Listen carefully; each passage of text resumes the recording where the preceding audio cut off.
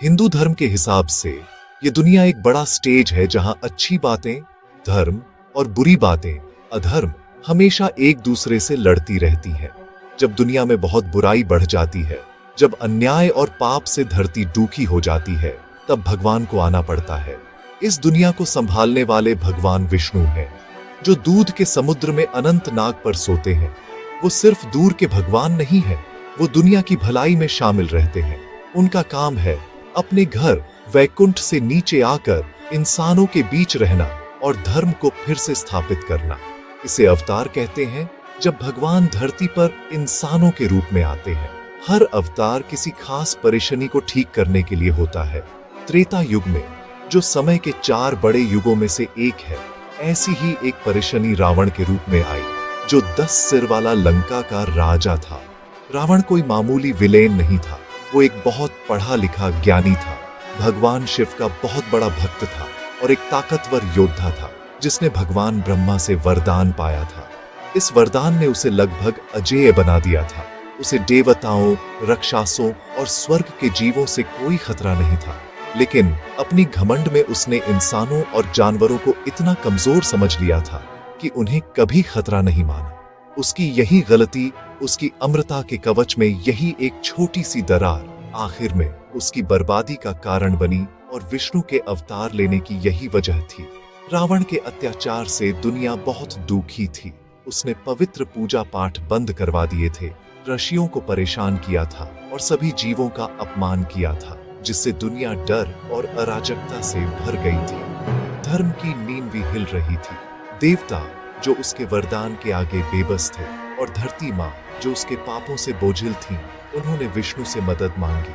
उन्हें एक ऐसे हीरो की जरूरत थी जो रावण को उसके ही वरदान के नियमों के अंदर हरा सके। विष्णु, जो हमेशा दयालु और बुद्धिमान है, उन्होंने उनकी प्रार्थना सुनी। उन्होंने एक आम इंसान के रूप में जन्म लेने का फैसला किया, एक महान वंश के राजकुमार के रूप में, ताकि वो रावण का सामना उसके ही शर्तों पर कर सके और सभी इंसानों के लिए धर्म का रास्ता फिर से बना सके।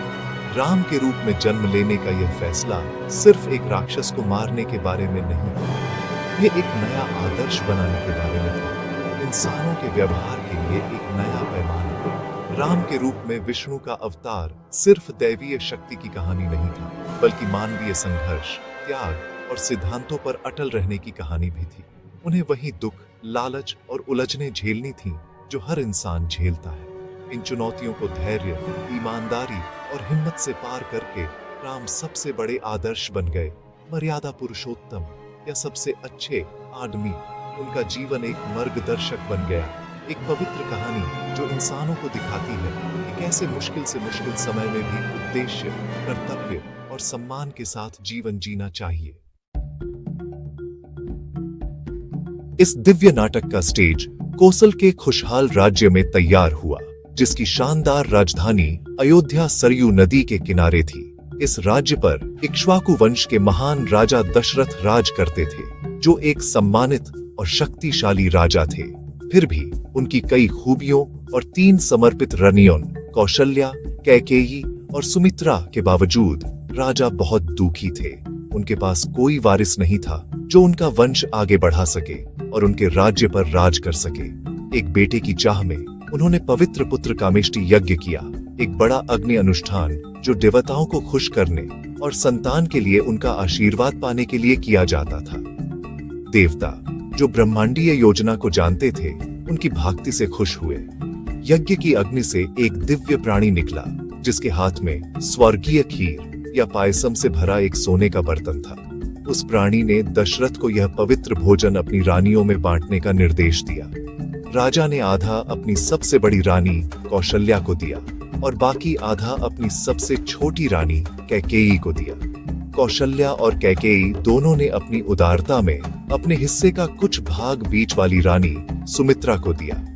समय के साथ दिव्य आशीर्वाद फलीभूत हुआ। रानी कौशल्या ने राम को जन्म दिया, जो विष्णु के अवतार थे। कैकेयी ने भरत को जन्म दिया और सुमित्रा, जिन्हें 2 रानियों से हिस्सा मिला था, ने जुड़वां बच्चों लक्ष्मण और शत्रुघ्न को जन्म दिया। पूरे अयोध्या शहर में उत्सव का माहौल था। उसकी गलियां संगीत और चारों राजकुमारों के आने की खुशी से भरी हुई थीं। चारों भाई महल में एक साथ बड़े हुए। उनके बीच प्यार और वफादारी का अटूट बंधन था। राम सबसे बड़े होने के नाते स्वाभाविक नेता थे, जो कृपा, ज्ञान और शक्ति का प्रतीक थे। वह शांत, दयालु और अपने माता पिता और गुरुओं के प्रति बहुत समर्पित थे। लक्ष्मण राम से कभी अलग नहीं होते थे। उनकी तीव्र भक्ति उन्हें राम की परछाई जैसा बनाती थी। हमेशा उनकी सेवा और रक्षा के लिए तैयार रहते थे। भरत धर्मपरायणता की साक्षात मूर्ति थे और शत्रुघ्न अपनी शांत शक्ति के लिए जाने जाते थे। उन्हें महान महर्षि वशिष्ठ ने शिक्षा दी, जिन्होंने उन्हें शास्त्र, युद्ध कला और धर्म के सिद्धांत सिखाए। राम हर विषय में उत्कृष्ट थे, लेकिन यह उनका चरित्र, उनकी विनम्रता, उनकी न्याय की भावना और सत्य के प्रति उनकी अटूट प्रतिबद्धता ही था जिसने उन्हें सचमुच अलग बनाया। अपनी युवावस्था में भी राम का दिव्य स्वरूप प्रकट होने लगा था। अयोध्या में उनका जीवन सिर्फ राजकुमारों के प्रशिक्षण के बारे में नहीं था। ये वह नींव थी जिस पर उनके भविष्य के कार्य निर्मित होने वाले थे। हर सीखा हुआ पाठ, हर पोषित रिश्ता उन विशाल जिम्मेदारियों की तैयारी थी जिन्हें उठाने के लिए उनका जन्म हुआ था। अयोध्या के सभी लोग उनसे प्यार करते थे, जो उनमें सिर्फ एक भावी राजा ही नहीं, बल्कि आशा की किरण और हर अच्छी और नेक चीज का प्रतीक देखते थे। प्यार, शिक्षा और भाईचारे से भरा यह शांत बचपन उस व्यक्ति के नैतिक और भावनात्मक मूल को स्थापित करता था, जिसे एक दिन धर्म के नाम पर सबसे मुश्किल चुनाव करने थे। राम के शांत जीवन में एक बड़ा और दुखद मोड़ तब आया जब उन्हें अयोध्या का युवराज बनाने की तैयारी चल रही थी। राज्याभिषेक की पूर्व संध्या पर रानी कैकेयी अपनी दासी मंथरा की बुरी सलाह से प्रभावित होकर उन दो वरदानों को भुनाने का फैसला करती है जो राजा दशरथ ने उन्हें कभी दिए थे। उनकी मांगों ने दरबार में बिजली गिरा दी। सबसे पहले उन्होंने मांग की कि राम की जगह उनके अपने बेटे भरत को राजा बनाया जाए। दूसरा, उन्होंने मांग की कि राम को 14 साल के लिए जंगल में वनवास दिया जाए। राजा दशरथ टूट गए, अपने वचन से बंधे थे और राम के प्रति अपने प्रेम और कैकेयी से किए गए वादे के बीच फंसे हुए थे। वह वादा सम्मान की बात थी जिसे तोड़ा नहीं जा सकता था।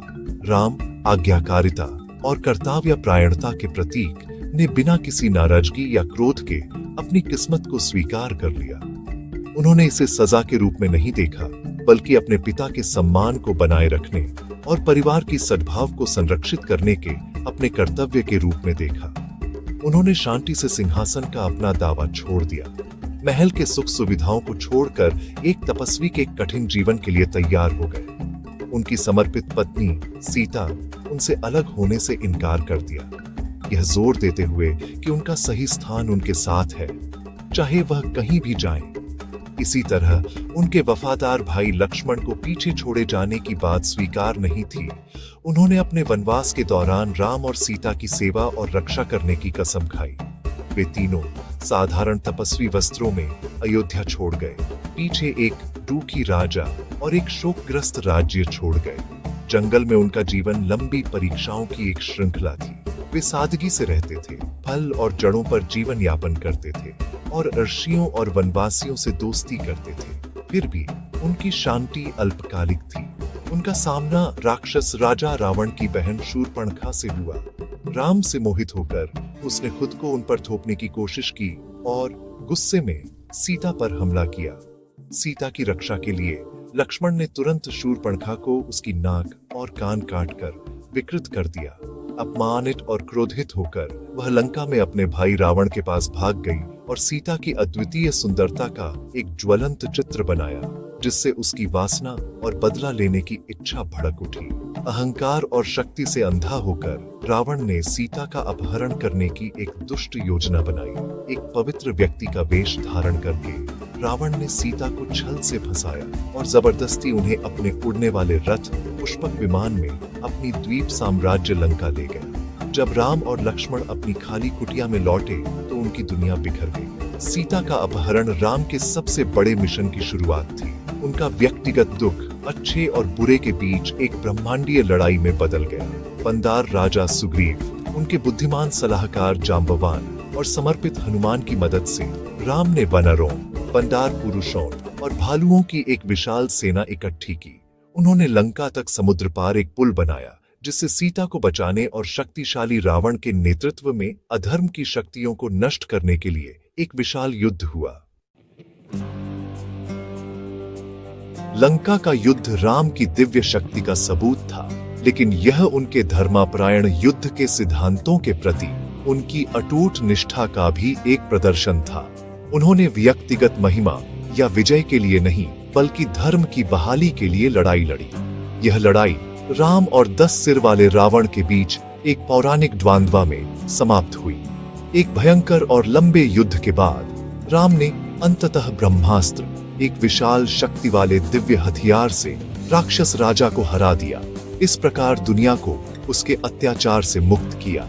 सीता को बचाने और अपने वनवास के उद्देश्य को पूरा करने के बाद राम, सीता और लक्ष्मण के साथ अयोध्या लौट आए, जहां उनका जॉयफुल सेलिब्रेशंस के साथ स्वागत किया गया। इस वापसी को दिवाली के त्योहार के रूप में मनाया जाता है, रोशनी का त्योहार, जो अंधेरे पर प्रकाश की जीत का प्रतीक है। राम की विष्णु के अवतार के रूप में पहचान उनके जीवन की कई घटनाओं और गहरी धार्मिक मान्यताओं से समर्थित है।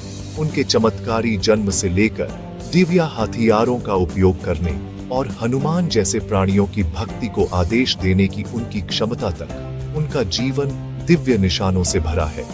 वह महाकाव्य रामायण के केंद्रीय व्यक्ति हैं, एक ऐसा पाठ जो सिर्फ एक कहानी नहीं, बल्कि लाखों लोगों के लिए एक मूलभूत धर्म ग्रंथ है। उन्हें दुनिया भर के मंदिरों में आदर्श पुरुष, आदर्श राजा और धर्म के रक्षक के रूप में पूजा जाता है।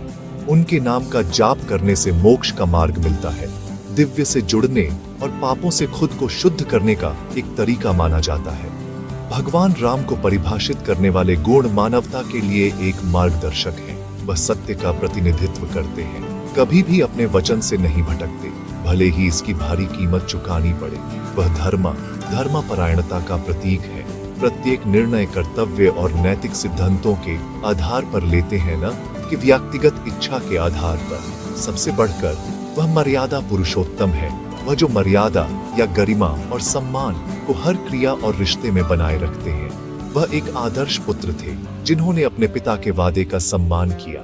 एक समर्पित पति थे, जिन्होंने अपनी पत्नी के सम्मान के लिए युद्ध किया।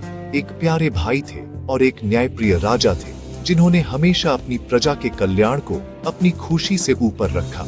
भगवान राम का जीवन टाइमलेस इंस्पिरेशन प्रदान करता है। यह हमें सिखाता है कि सच्ची शक्ति शारीरिक शक्ति या भौतिक धन में नहीं, बल्कि नैतिक चरित्र और ईमानदारी में निहित है। यह हमें दिखाता है कि गहन एडवर्सिटीज और हार्ट ब्रेकिंग चॉइसेस के सामने भी व्यक्ति को कभी भी धर्म के मार्ग को नहीं छोड़ना चाहिए। राम की यात्रा हमें अपने कर्तव्यों को समर्पण के साथ पूरा करने, जीवन की चुनौतियों का साहस और कृपा के साथ सामना करने और सत्य, करुणा और निस्वार्थता द्वारा शासित जीवन जीने के लिए प्रोत्साहित करती है। उनकी कहानी एक स्थायी अनुस्मारक है कि धर्म की सेवा में जिया गया जीवन सबसे नोबल और फुलफिलिंग जीवन है।